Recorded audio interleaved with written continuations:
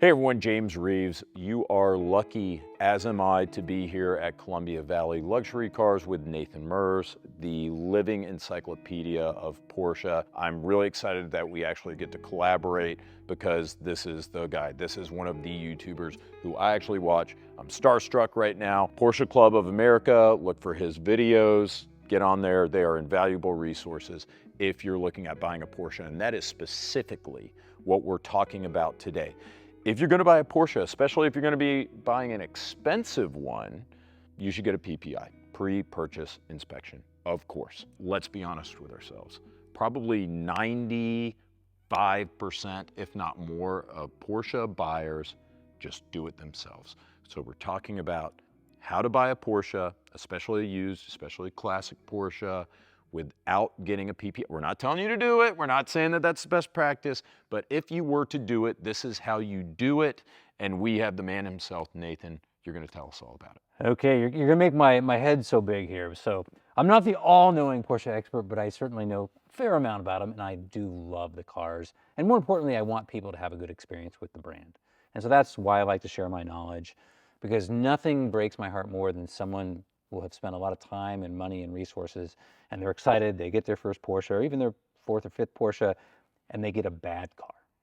And then sometimes they'll tell their friends, oh, I had a Porsche, it wasn't that fun, or it wasn't great. I'm like, really what you had was a bad car, and that makes sense, you'd have a bad experience. And so if we can help cut some people off at the pass from having that experience, that's really my goal.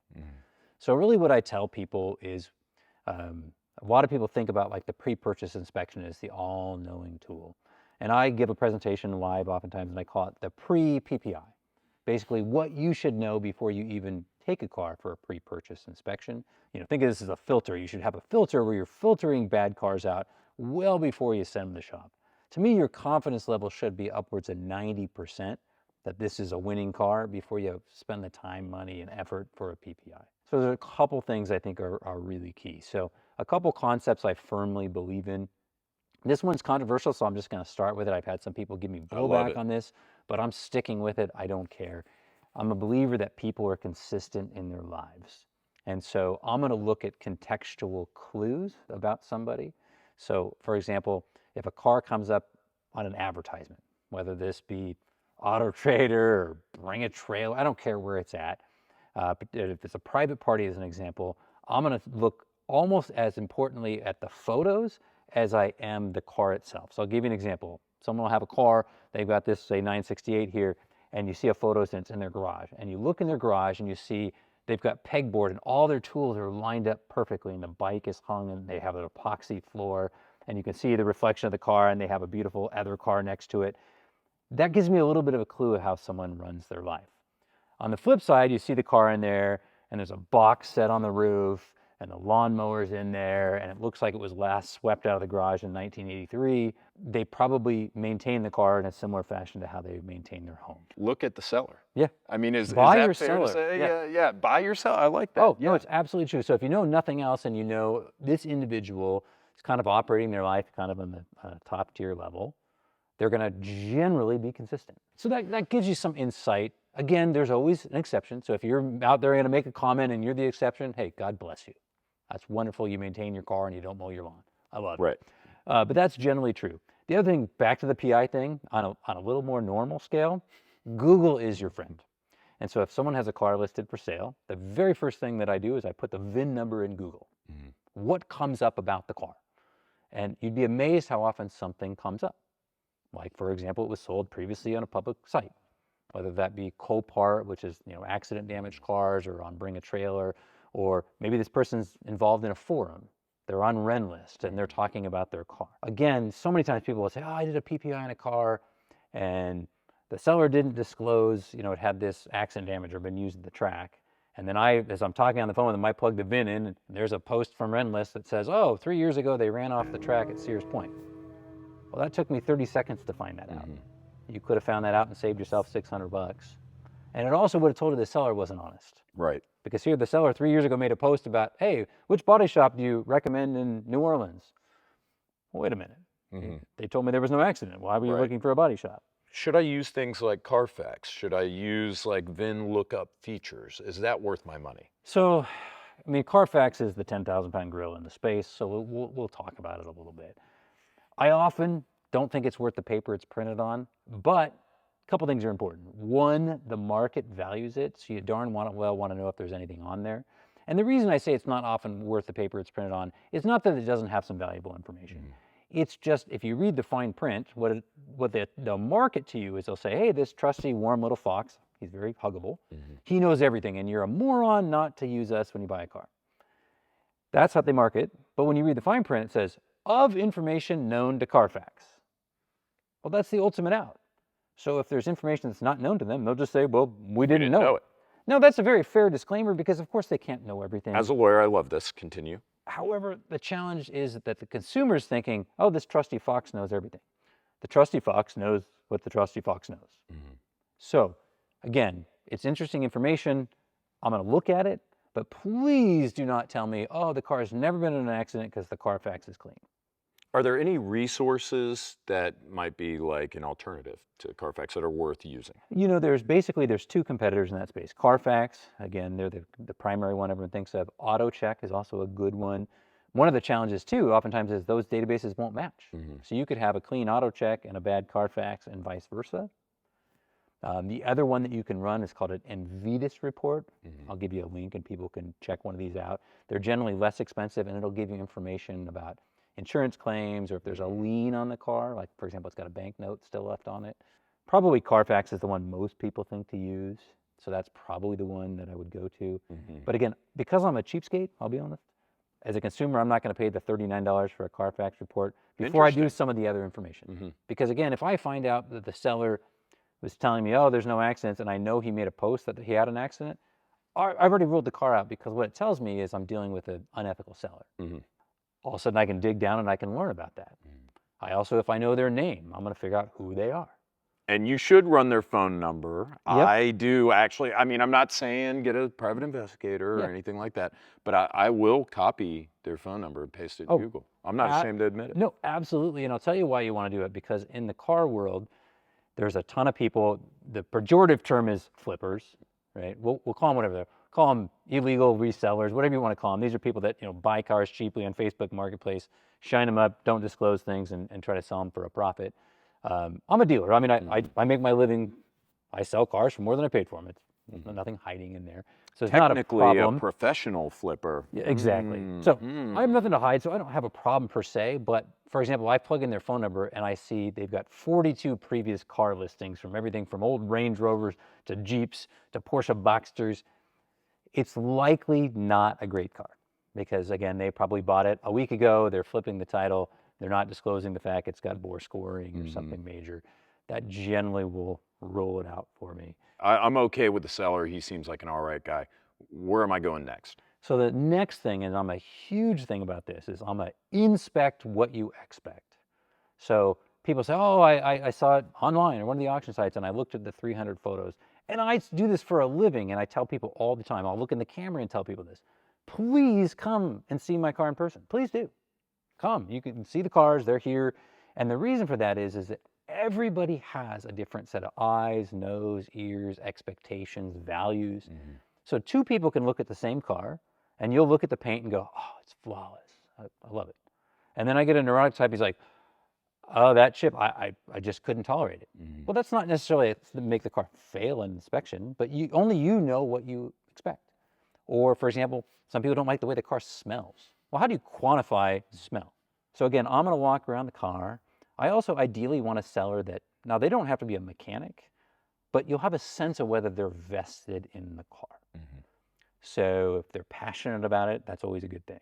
Oh, let me tell you about my 993, and yeah, I don't know a lot about how they work, but I only go to Noah Sport, and they've done all the work, and I've got all the service history, and last time I took it in, here's the things they mentioned.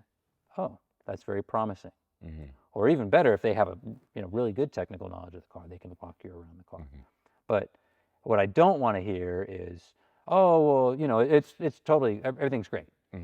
Well, it's a 30-year-old car. What do you mean everything's great? Like, oh, I mean, I only drive it 1,000 miles a year. I mean, so it doesn't need anything. That's probably not as good of a story. What I really want to look at when I'm in person is I want to find the person that has, I call it the binder. This is your ultimate nerd. And I just pulled this as an example. This is a 993 turbo. And so when I got this car from the previous owner of this car, he created a little 3-ring binder with a photo of the car on it. He's got the VIN number.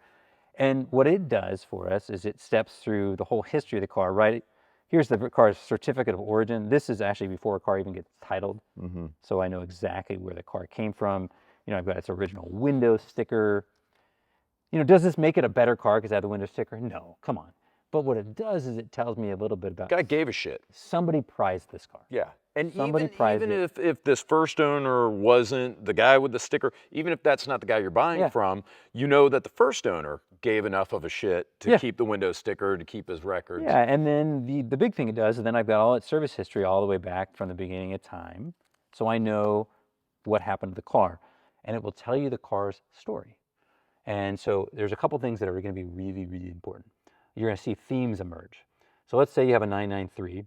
One of the common issues that plagues 993s is battery drain. Well, if you see for 10 years, every 18 months it's getting a new battery, and you know, customer complains, car won't start after sitting 4 days.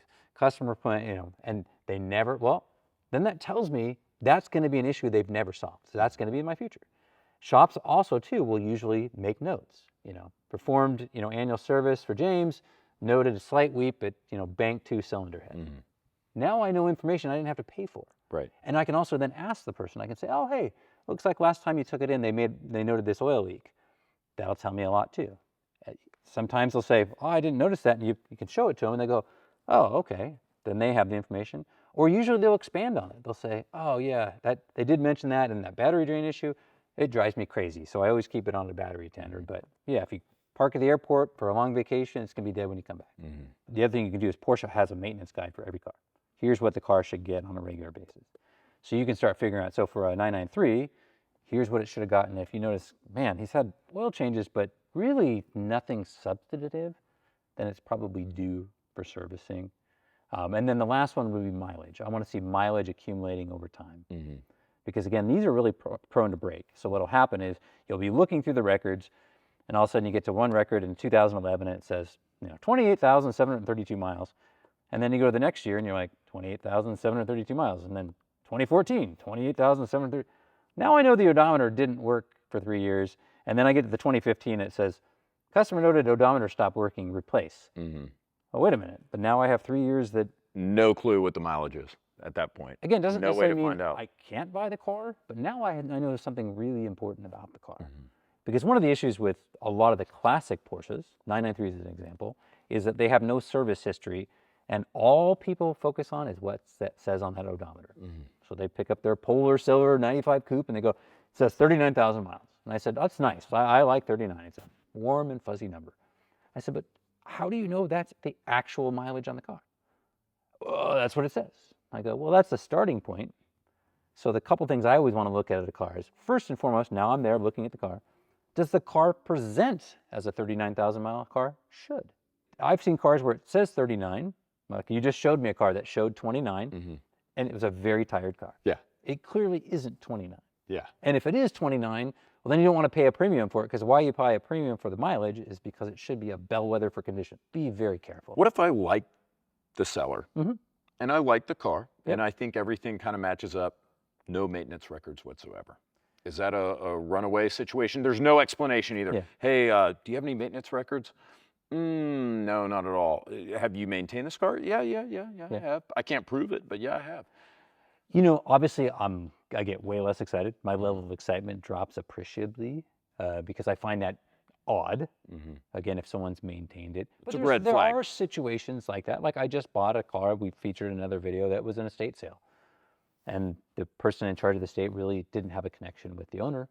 And so it was sort of an unknown. How I'm overcoming that as a business is I'm going through the car, demonstrating and servicing everything, and then I can at least have a baseline. But if I don't have a maintenance history, then I have to kind of assume the worst. Is that where you just suck it up and get the PPI?